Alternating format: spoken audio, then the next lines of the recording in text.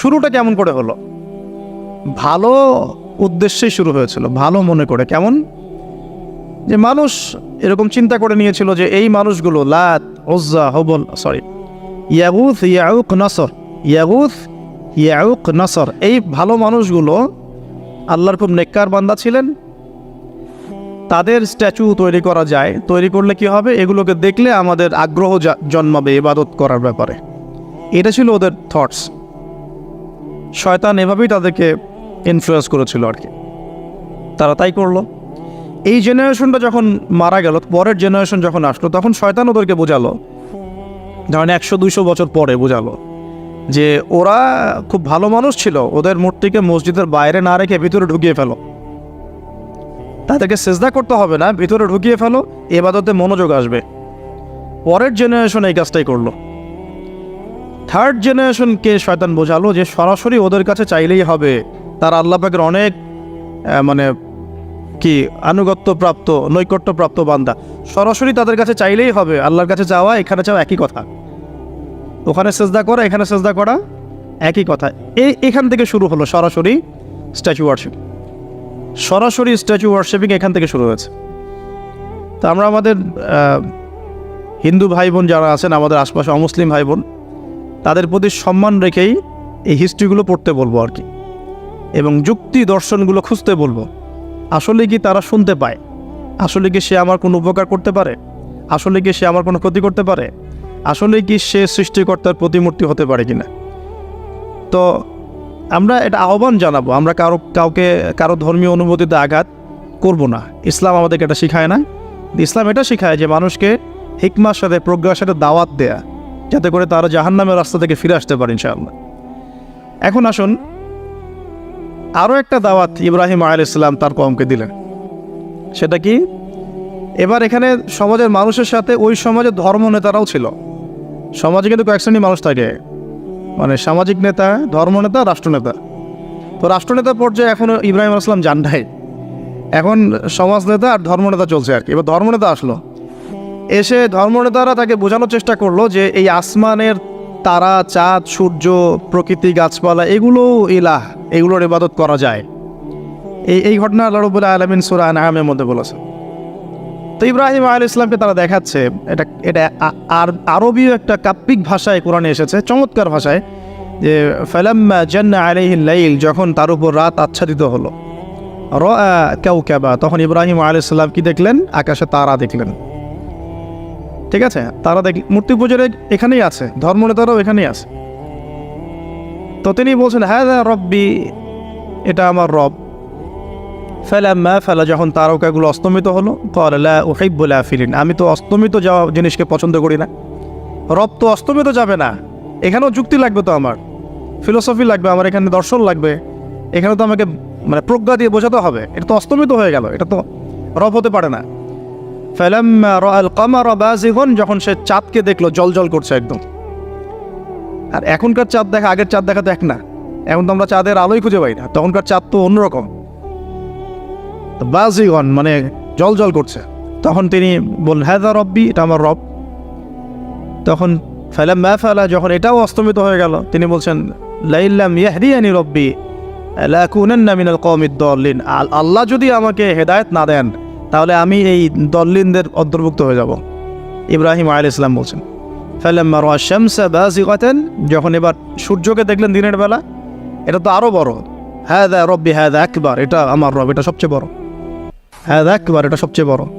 ফালাম্মা আফালাত, এটা যখন অস্তমিত হয়ে গেল, তখন তিনি বলছেন এই কথাটা যে ইয়া কওমি ইন্নী বারিউম মিম্মা তুশরিকুন, হে আমার কওম, তোমরা যেগুলোকে দিয়ে আল্লাহর সাথে শরিক করছো, এখান থেকে আমি আমার চেহারাকে ফিরিয়ে নিলাম। সুবহানাল্লাহ। তখন তিনি এই কথাটা বলেন ইন্নী ওয়াজ্জাহতু ওয়াজহিয়া লিল্লাযী ফাতারাস সামাওয়াতি ওয়াল আরদা হানিফাও ওয়া মা আনা মিনাল মুশরিকিন, আমি আমার চেহারাকে ফিরিয়ে নিচ্ছি এই আসমান সমূহ এবং জমিনের সৃষ্টিকর্তার দিকে, এবং আমি মুশরিকদের অন্তর্ভুক্ত নই।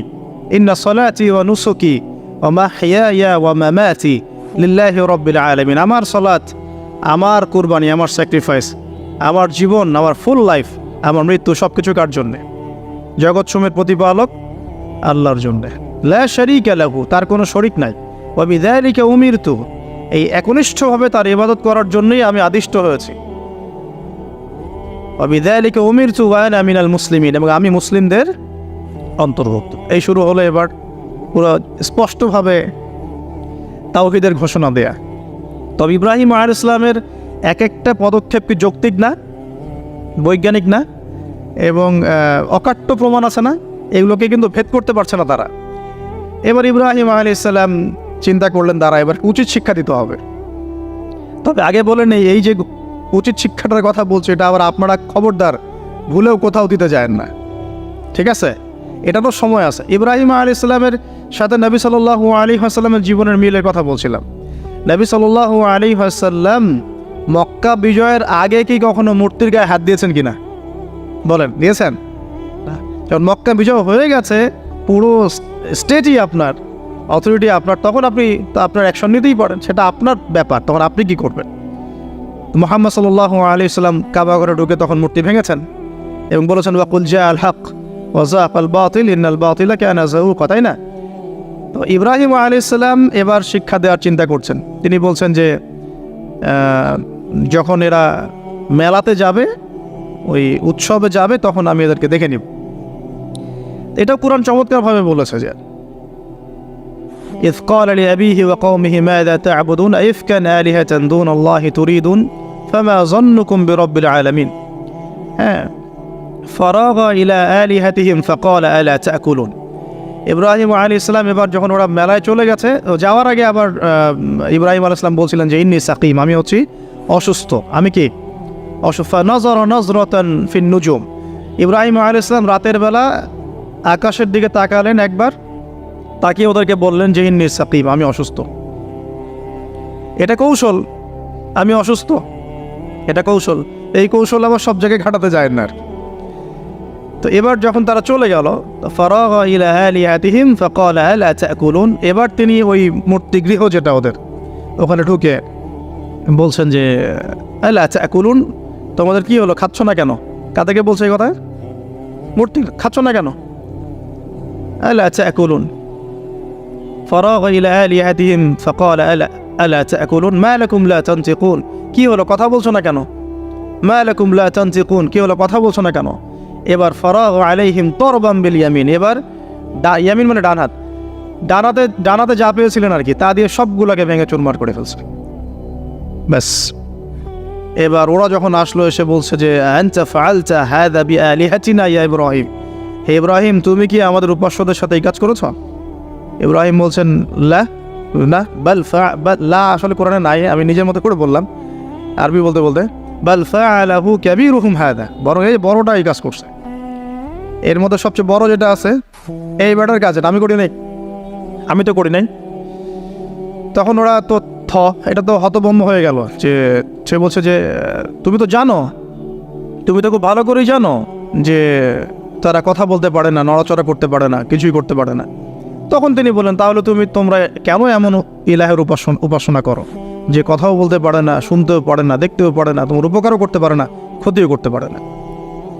কিন্তু এবারও কিন্তু যুক্তি নাই, কোনো তাদের কাছে কোনো দলিল নাই, কোনো প্রমাণ নাই, কোনো যুক্তি দর্শন কিচ্ছু নাই। এবার শুরু হলো জুলুম। জালেমের কাজ কি? যুক্তি, জ্ঞান, দর্শন, বিজ্ঞান এগুলো দিয়ে যখন পরাস্ত, এগুলো দিয়ে পারছি না, এবার পেশি শক্তি। এবার কি?